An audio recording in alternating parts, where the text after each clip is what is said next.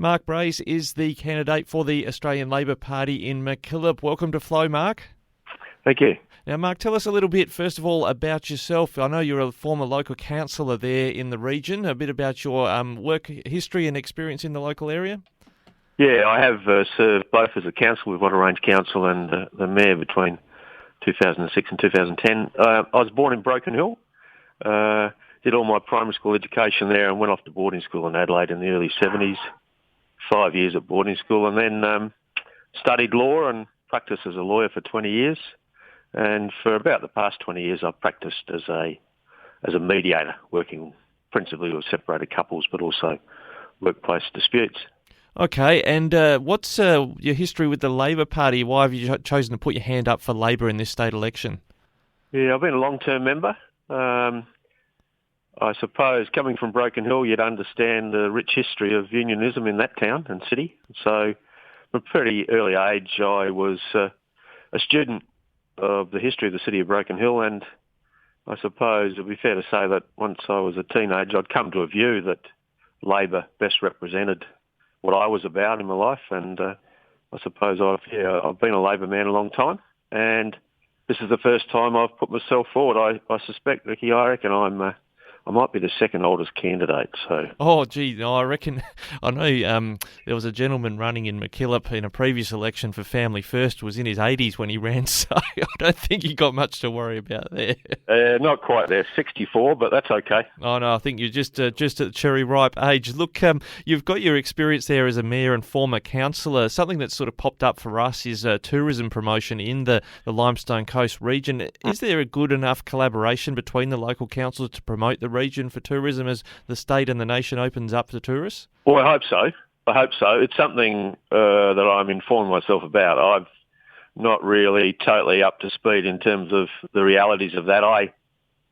It is a critical driver of the economy, and the Limestone Coast and the Lower Lakes and Coorong and the Southern Mallee have got a lot to offer in terms of tourism experience. One of the things I intend to do over the next few weeks is talk to the local mayors, talk to the Regional Development Board, ascertain what's happening. I am conscious there was a bit of a roadshow sponsored by RAA last week that I listened to, where these issues were discussed. I think it is a complex field, but the economy is substantially better off with sustained great visitor experiences, and we all understand what's happening right now with the opening up, and we want to get our fair share.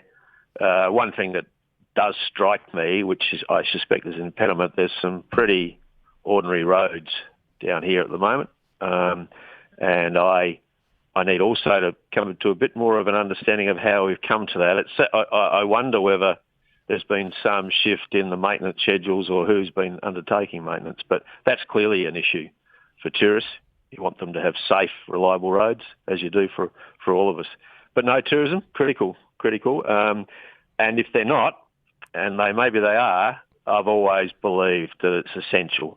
Yep. Local councils who manage tourist information centres are as one with the government of the day and pushing that visitor experience as hard as we can. Now, we'll come to health in a moment, but when you mention roads, has the Labor Party made some commitments about what it might do regarding local roads or regional roads in general in terms of improvements? Not to my understanding to date, but as I understand it, not all the policies are out yet. They'll come out, but it's something I'm seeking information in respect of, and has, because I need to be able to be clear with the community.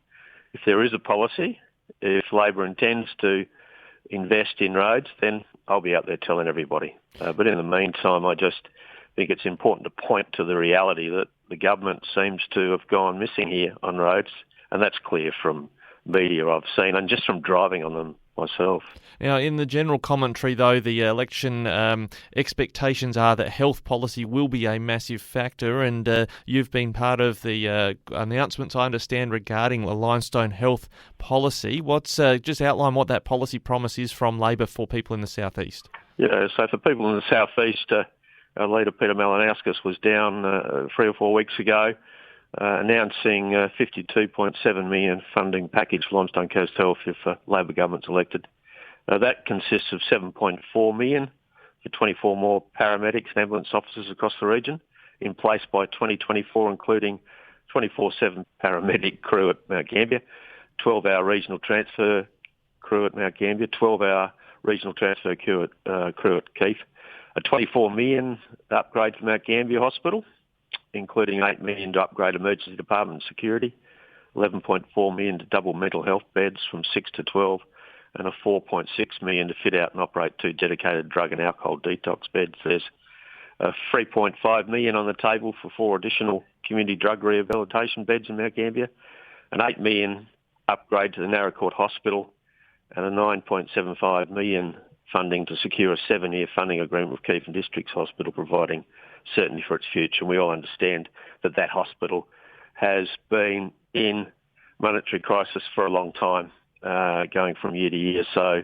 we believe all of those will improve health across the region and address some obvious needs.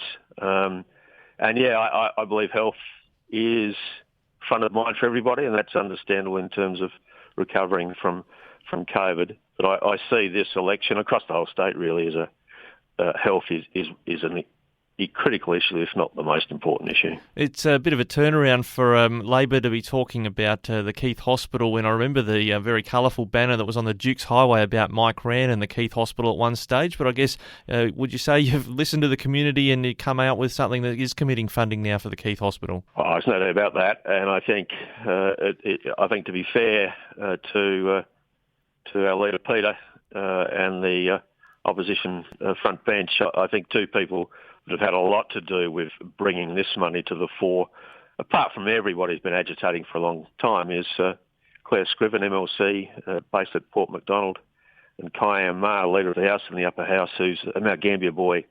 Having those two people in senior roles, Claire's the deputy leader in the upper house, senior roles in the opposition ranks, I think it's been critical. I, as a long-term Labor man, have been confronted with these arguments for a long, long time when I've been handing out our cards, and also, the colour of my political views has played into local government in some respects, but I think it's time to look forward, and there's no doubt at all that Peter's vision is about looking forward. I might be one of the older ones, but there's a lot of good, clever, younger people putting their hand up, and I'm just happy to wear my colours and play my bit, try and promote a Labor government as the best outcome for this state. Yeah, you mentioned Claire Scriven and Kiam Ma. We've spoken with Claire regularly on the program. She's the shadow and Minister for Primary Industries, would be the Agriculture Minister, as I like to call it, if Labor wins the election, as far as we can see. Labor does have something of a compelling case to make to the people of the South East because of that broader representation the party has across the two chambers. I think so, and I think this election in particular provides a great opportunity for people to sit and look very closely at what's on offer, think about what a Labor government would do for the region, and perhaps start to ask themselves, is it best that we just keep on voting one way? And everyone understands that it's a very conservative seat. I understand that. I live in it.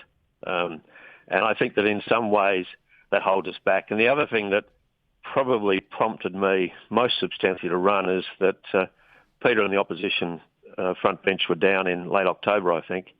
I didn't get a chance to meet him that day, but I did see him. I listened to him.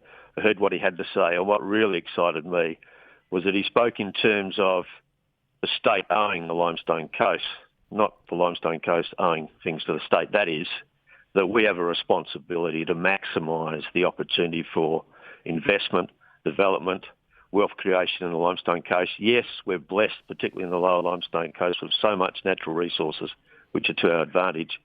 But if we don't invest public infrastructure, we're not going to be allowing businesses to transact as well as they can. And it's really clear that this is a different Labor opposition, and they're looking at the South East in a different way. And I think that very, very much reflects the reality of Peter, Kiam Ma and Claire Scriven. And Yep. Take my hat up to them. Well, probably you would have had thrown at you that argument that I've heard many times from the southeast that the forests were sold. I know they were leased, but the shorthand reference is they were sold for the sake of expanding Adelaide Oval under Labor. You're saying Labor's sort of changed to focus now, wants to reinvest back in the Limestone Coast after the privatisation of the forests. Yeah, I think that's clearly evident. As I understand it, can't speak for Peter. As I understand it, he's at some point made it clear that for him, that was the wrong decision. I can hand on heart say that along with Mayor Steve Perryman and Mayor Richard Sage, I did all I could as a Mayor of Wattle Range Council when shortly before that occurred to argue aggressively that it was a mistake. And I spoke directly to then Treasurer Jack Snelling about it. It's not what Labor is. I was very upset about that, very angry about it, did all I could to stop it, and then participated with others on the committee to try and maximise the price. And don't forget, it's the ALP, it's Labor who started the forestry industry in Mount Burr all those years ago, and it has a proud tradition and still does. So yeah, it was an awful schism at the time. I didn't want it to happen. Many people didn't want it to happen. Credit to our leader now is acknowledged it was a mistake. Let's move on. We're looking forward. The industry itself is productive, doing well, and there'll be more to come about that because the Labor policy on forestry will come out hopefully soon. Yep, that's good to hear. Now, just lastly, you mentioned being Conservative holds the seat back, the seat of MacKillop. But you're saying in the sense that it rolls into a Liberal government when Liberals hold the seat, or you're saying it needs to sort of become more marginal? Probably all of that. I think what happens for people is that the natural Labor supporters can get dispirited. Even they can see their vote as a wasted vote. The Liberal supporters just take everything for granted. And I suppose I'm challenging the people who vote Liberal, or maybe who voted SA Best last time, because there was two-party preferred with SA Best, to think about Labor. Look at Labor, look at what's on the table and ask yourself, who's going to be able to improve our community? And I'd encourage people to take that really seriously.